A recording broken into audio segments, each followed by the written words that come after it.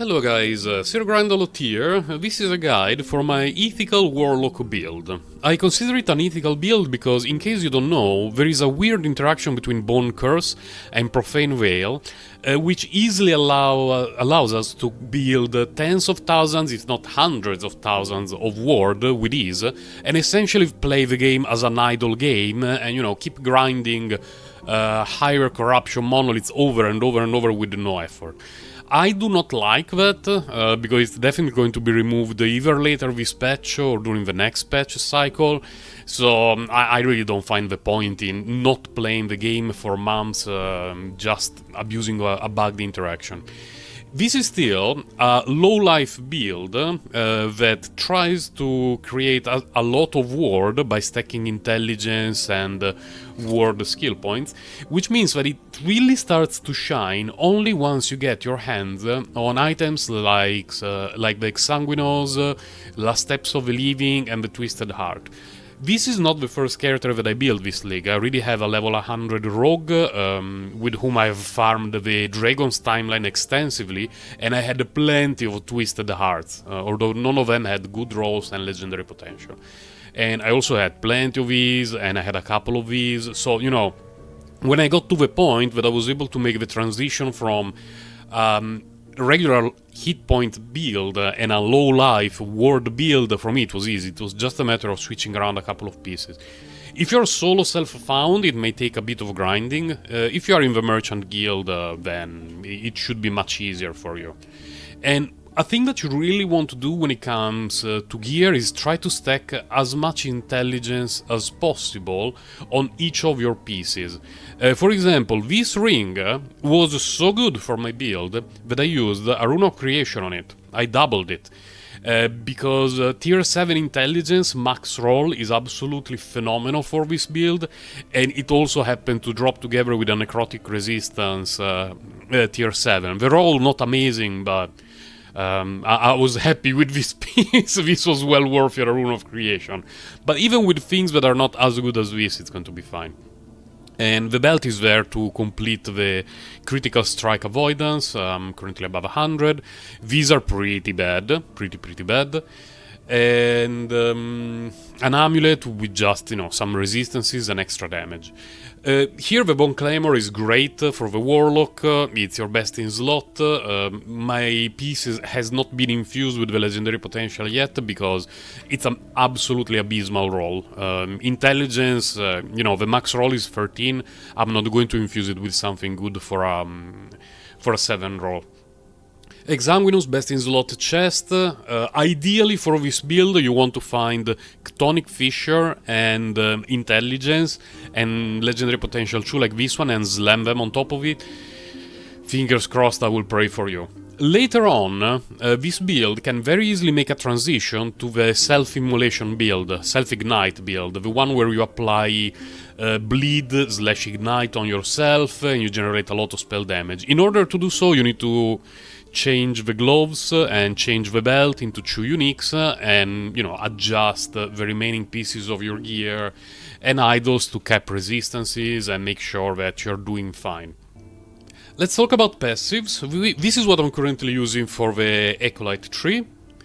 And I have like 18 points in the Lich subclass, but it's something that may change in the future. Now, when you start leveling up a Warlock, putting 10 points here in Apocrypha in the Lich tree is very good because intelligence improves your damage and everything related to mana, ward and stuff like that benefits from intelligence. Later on, if you find a ton of intelligence on all your pieces, you can, scale it back a bit if you need some skill points for other relevant masteries in the Warlock line. Similarly, this node, Dance with Death, it's amazing when you make the switch to the low life build. Personally, in my experience, the ideal time to make the switch was when I started the Empowered Monoliths. There is a significant spike in difficulty going from regular monoliths to empowered monoliths. Making the switch to a ward build helped me a lot in survivability because I went from, I would say, 1800 HP and maybe 400 ward to essentially no hit points, but well above 3000 ward. And so overall I gained a lot, and also ward generates very, very quickly. So this is probably something to ignore early in the game. You just start to think about it when you have all the required pieces to switch to a ward build. A ton of skill points will go in the Warlock masteries. There are a few points missing because I'm level 95, 4, whatever it is. This node I want to bring it to 5, because this is a build that applies a lot of curses around, and it's going to be some extra damage. And many other nodes are used in pretty much every Warlock build that I tried, just because 5 or 6 points are extremely useful in a multitude of builds. And some of them are about survivability, some of them are about increased damage. You will notice that if you check most builds for Warlock, I would say 80% of these nodes are the same for everyone. There is a bit of variance here around the right side of the tree, because some builds can definitely benefit a lot from extra casting speed. Not this build, we don't really spam any curse. This one pretty good though, we use a lot of curses to deal damage. And this is something that I will bring to 5 in the near future, and by the time I make it to 100 I will have a couple of spare points, which will probably go here, just because extra spell damage is extremely useful in boosting our damage output. Let's talk about skills for a moment. Chthonic Fissure is going to be the skill that you use from the moment you get it until the end game. It's the main source of damage, and the build actually deals little to no damage without it. It's currently built like this, and I'm really waiting for the moment I will get a chest piece, an exalted piece with a +3 or +4 Chthonic Fissure to slam it on my chest, because I'm really missing a few points here and there. Like, I would really like an extra couple of points here, an extra point here.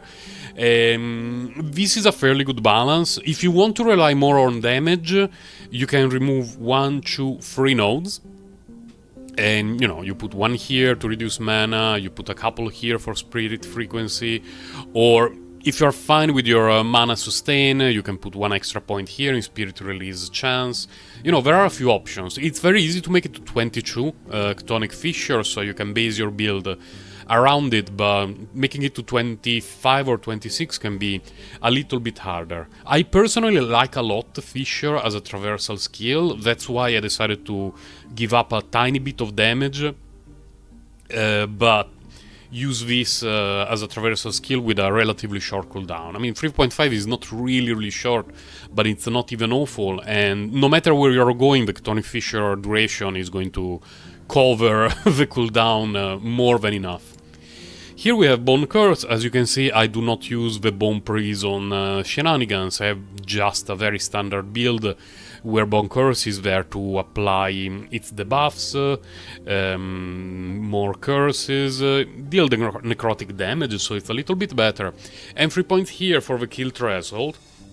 You will notice that sometimes the kill threshold on Bone Curse feels a bit underwhelming, because you want to cast it very early during a fight to make sure that the enemies have all the curses and debuffs and stuff like that. So part of your brain will start to think, wait a moment, why do I want to give it kill threshold? Because at the end of the day, it's Chthonic Fissure that is going to kill stuff. It's true, but it works on everything, including bosses. So when you're fighting a boss and you reach 12% hit points, the fight is finished the moment you hit Bone Curse on it. So it's well worth getting, very well worth getting.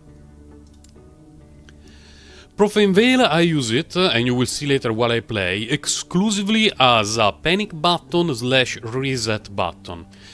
Sometimes when we move around with Chthonic Fissure, we can feel a little bit annoyed by the cooldown, because with dash forward we move a bit, there is suddenly a big fight, Chthonic Fissure is on cooldown. That's annoying. When we throw Profane Veil, we're pretty much immortal. We are regenerating mana, we are letting oral cooldowns recharge, and there is also something else that we will see later. And it's very good. It's a very good utility that I do not use particularly often, but when I do use it, it's extremely useful. There is a node here that is very useful for the build in general, which is that while you are hiding in the Profane Veil, the damage that you deal to everything, as long as that stuff is cursed, is increased significantly. Very, very significantly. This is very relevant because once you set up everything, like you throw some curses around, and we will see later this one does something like that as well, and you drop your Chthonic Fissure, you do not really have any ability to spam. So you can go into your Profane Veil, and your Chthonic Fissure is going to be dealing a lot more damage where you're in your Profane Veil, and you're recovering mana, you're recovering your cooldowns, and then you pop out and you restart. Very important is Ghost Flame in this build. Not for the damage, which looks okay and it's helpful, but that's not the main point of Ghost Flame. It's very, very important to unlock these two nodes, to be able to move while channeling and have increased move speed, because although it's not a traversal skill, this is going to be used most of the time while I play around in, what are they called, in Empowered Monoliths, while I'm grinding. It also, you know, applies some debuffs, we take less damage, okay, ignite duration, and then we make it here. This one is very important because it applies a curse just after we are using it for a second. This means that if you're using a Ghost Flame against some enemies and then you switch into Profane Veil, those enemies are cursed. The moment you see a skull on your character going off, that one is the animation of Decrepit Mortals, essentially you making a Banshee scream, and everything around you is going to be impacted by a curse, and you're going to be dealing a ton of extra damage. It's a very neat interaction because sometimes you walk around a bit with Ghost Flame, you are starting to be low on mana, you pop Profane Veil, and you feel happy with your life. Now let's talk about the odd one out, Wandering Spirits. Why am I using Wandering Spirits set up like this? To regenerate mana. That one is the main point. I tried a few skills here in this slot, and I was not particularly happy with any of them. To give you an idea, I tried Soul Fist, which was very good in terms of damage output on an AoE on all the cursed enemies, but it felt like I was doing some sort of stutter step Dota / League of Legends strategy, and I didn't like it very much. I tried Chaos Bolts, they deal a ton of damage, but you know, the area is relatively limited. If you want Chaos Bolts to deal a ton of damage, they can be quite expensive in terms of mana, and this is a fairly mana-hungry build already. Wandering Spirits, you don't need to do anything with it. You activate it, and for several seconds, especially, you know, extending duration, increasing cooldown, prolonging the reveal duration, these spirits will go out. They will deal some damage, they will apply some annoying shenanigans to the enemies, like necrotic resistance and stuff like that. But more importantly, when they disappear, you will see your mana go up very, very quickly. To the point that when you start getting the mana from the disappearing spirits, you can almost permacast Ghost Flame. Permacasting Ghost Flame is pretty good, because while you are in it, you are dealing a decent amount of AoE damage, you are pretty much immortal, and you are moving around very quickly. And these are the stats that I currently have. As you can see, I have a very significant amount of intelligence, everything else not so much.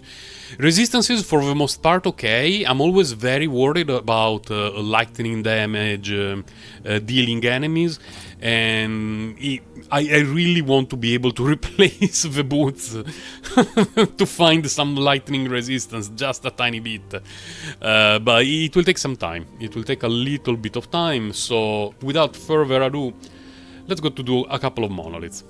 I'm still fairly low corruption, because this is a relatively new character, so this is going to be a map, a monolith, and a boss fight slightly below 200 corruption, but it's going to give you a good idea of how the build plays out during both a grinding session and a boss fight. During grinding, mostly trash monsters, you don't need to worry too much about strict rotation. If you played the game a bit, you know that for the most part trash mobs are, trash mobs. They just die very quickly, pretty much to anything. And notice my mana.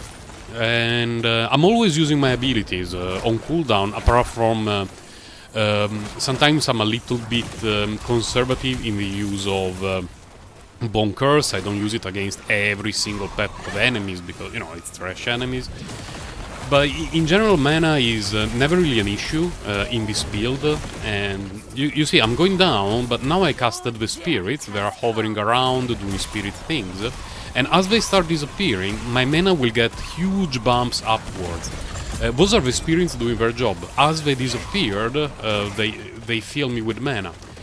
And even though I was casting Tonic Fissure and I spent a lot of time hovering around in Ghost Flame form, I never went into the negatives with my mana.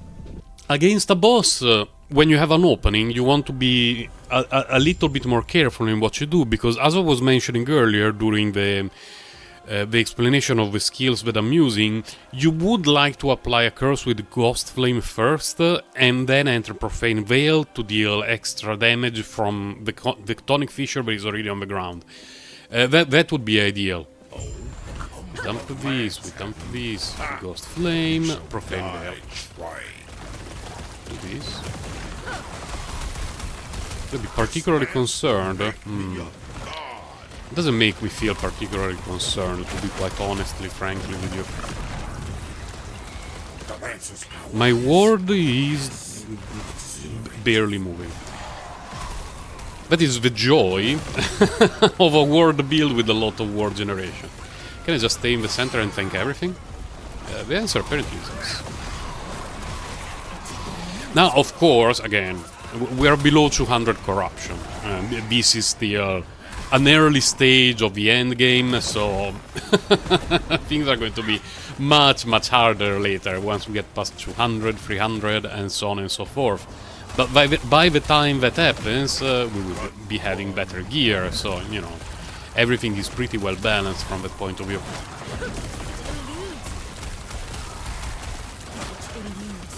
I will burn brighter than Raya himself. I wonder if I can drop my first recorded Wing of Argentus since we're here, because I got one but I did not record it, and it made me feel very upset because... Oh my god, that was a nice explosion of loot. Okay, keep current. Now I will be back in a minute after I check all this stuff. I didn't get anything particularly amazing from the boss fight, but I dropped my first Throne of Ambition ever. I never had one. That's neat, I guess. I don't even know what to do with it, but it sounds fun. I will have to look into it.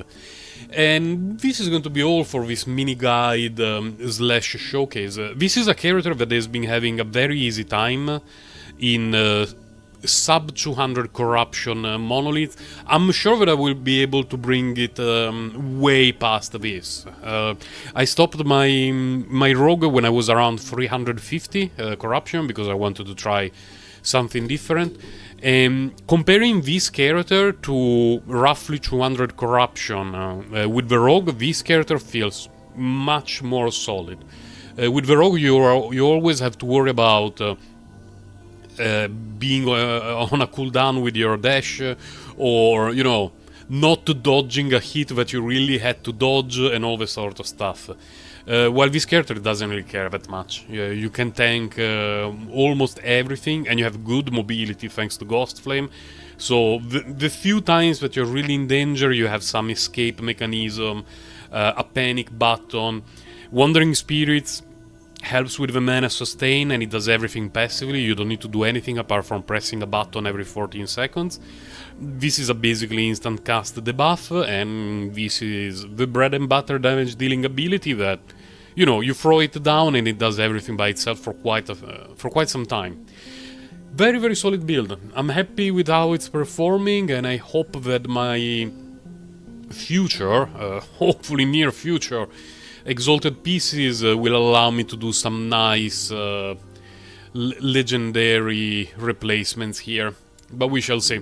If you have any questions, you can leave them in the comments. You can join my Discord. There is going to be the link in the description of the video, and you can also, you know, manually type this thing here at the top right. I'm always on the Discord, available to chat about various topics. That will be all, guys. Bye and take care.